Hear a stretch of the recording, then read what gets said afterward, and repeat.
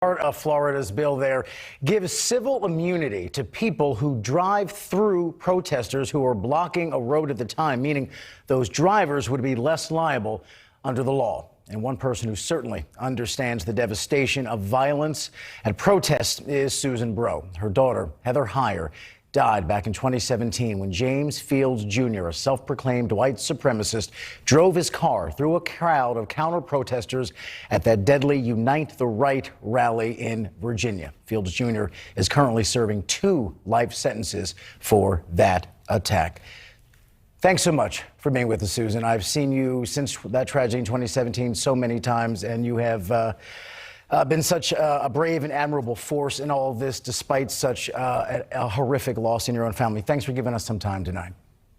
Thank you for asking me.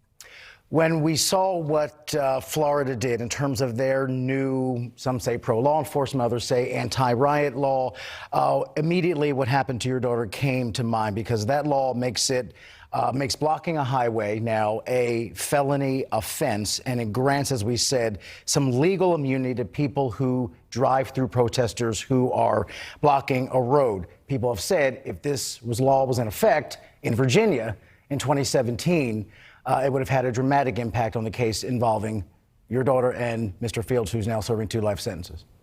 Actually, it would not. The road that she was on had been blocked by a barricade that the police themselves had moved, but nobody knew that it was moved.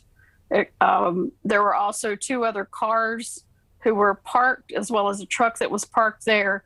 So when he drove into the crowd, he drove deliberately into a crowded section of people, knowing there were parked cars that he was going to hit at a pretty high speed. So it would not have applied. They were not blocking the road in that sense, because the road was blocked off by police earlier. In addition, he drove at a high rate of speed. They were nowhere near him. So, yeah, it still wouldn't have affected this case. But my question would be, if you are now putting open season on protesters, what weapons are you going to draw the line at? Are you going to say baseball bats can be used and no civil liberties or civil liability for that? Are you going to say guns can be used and no liability for that? You know, where do you draw the line? I realize that he has left it so that criminal charges can still be filed. But then I also wonder, so what is left to the court then to offer in terms of reparations in case of injury, or you know, what liabilities would the courts or the federal courts then be able to offer people? You know, we didn't have medical bills for Heather, but there were 35 people injured besides Heather in that car attack. And many of them are still having surgeries, still having therapy. So I just wonder how far this bill goes in saying it's open season on protesters. And 3 or more? Really? 3 or more is considered a riot? That seems kind of extreme.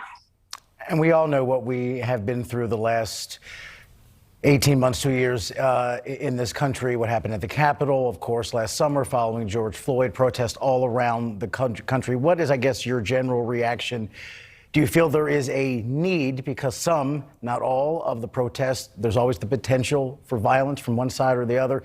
Do you feel that we're at a point now in this country that law enforcement, and political leaders need to do more to crack down on the spirit of protest in this country? If things gotten out of hand, that this kind of law is necessary? Well, the last time I saw a lot of cracking down on protests, I believe I was a young child, and those were what we call race riots. There were protests over the Vietnam War. It seems to me that the only time people want to crack down on protests is when they're doing things they shouldn't be doing in the first place. I was not aware that Florida had a need for such a heavy anti-looting law or needed to protect their Confederate monuments. I lived in Florida for 5 years, and I don't remember there being a lot of Confederate monuments. Maybe I wasn't paying attention back then. Yeah, it's a little surprising why this bill needed to come through Florida. I understand Oklahoma had a similar bill. Tennessee vetoed theirs. Some other states are looking at similar laws. But each of those states that are named are not the states that I've heard of having big protests. So I'm not sure exactly what their intent is. And according to newspapers in Florida, there, even in the months after George Floyd's murder, Florida as a state was not a scene of any considerable mass protests. Let me switch gears and talk about something I know that is close to your heart, and that is the Khalid Jabara Heather Heyer National Opposition to Hate, Assault, and Threats to Equality Act. It passed in the U.S. Senate today. It now goes on to the House.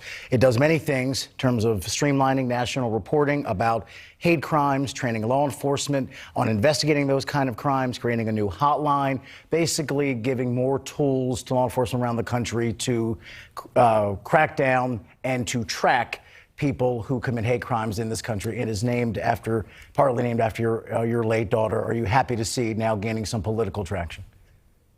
I am, and it was a bipartisan bill from the get-go. Khalid Jabara was murdered in Oklahoma as a national hate crime in 2017, exactly 1 year before Heather was killed. And neither his murder nor Heather's murder were reported in the FBI statistics for those respective years by their states. And so the Khalid Jabara Heather Heyer No Hate Act, this is a shortened name, if there is such a thing, aims to codify and simplify and offer some paid mandates and resources to communities to report hate crime. Let's get an accurate accounting. I tell people, you don't take your child to the doctor and not get a list of symptoms. You don't take your car to the mechanic and not get an assessment of what's wrong with the car. So why have we as a country been wildly throwing money and resources towards hate crime, and we don't even really know how many we have?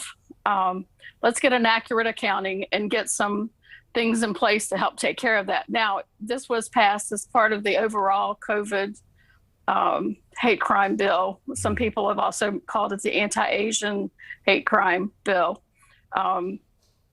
because it all works together. And I was very surprised and pleased that it made it through the Senate so easily with almost a unanimous vote. It was an overwhelming support. I didn't expect that to happen for years, frankly. And I would expect you assume it to pass in the House as well, and certainly go to the president's desk. After that, we'll track its progress on Capitol Hill. We know that you do a lot of work, not only in memory of your daughter, but supporting social justice advocates all across this country, born from that tragedy you experienced 4 years ago. Thank you for not just your time tonight, but for all the work that you do to protect all of us and our right to protest and to speak out in this country and our democracy. Thank you, Susan, for your time. And thank you for your unbiased reporting. That's deeply appreciated. Thank you, ma'am.